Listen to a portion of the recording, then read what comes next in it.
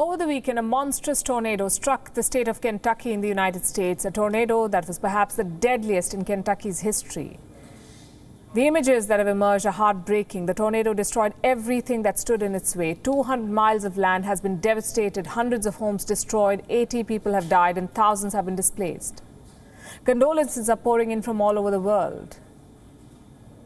As we mourn the loss of lives due to the tornado and assess the cost of damages inflicted, it's also important to understand why so many tornadoes strike North America. Here's a report. City blocks leveled to the ground. Homes beaten down to their slabs. Tree trunks stripped off their branches and cars turned into a pile of wreckage. This is not a post-apocalyptic world. This is the state of Kentucky in present day. The result of a monstrous tornado that tore through Kentucky over the weekend, destroying everything that stood in its way, turning buzzing cities into ghost towns. 80 million people have died. 200 miles of land has been devastated. Hundreds of homes have been destroyed, and thousands more have been displaced. We're homeless, my wife and I.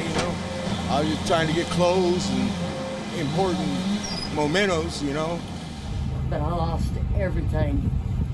7, my house burnt completely to the ground. We rebuilt. Then my husband died in 2009. And I had to file bankruptcy and lost everything again. And now I've lost it all again. The fact that I should be right there with him is eating me alive because he was right there. And I don't know what happened, how I got out and he didn't. And I just don't know. It is being called the deadliest tornado in Kentucky's history. The city of Mayfield was ground zero. Its picturesque downtown once used to feature in Hollywood films. Today it is turned into debris. Homes, hospitals, factories and police stations, they've all been destroyed.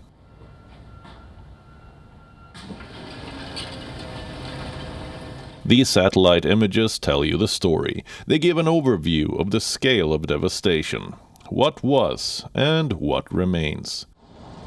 Well, we were out in town, got phone calls that a tornado came through, and friends of mine said their houses were gone, and I said, well, I wonder what my business looks like and so forth. And my son came up here and called me and said, Dad, it's gone.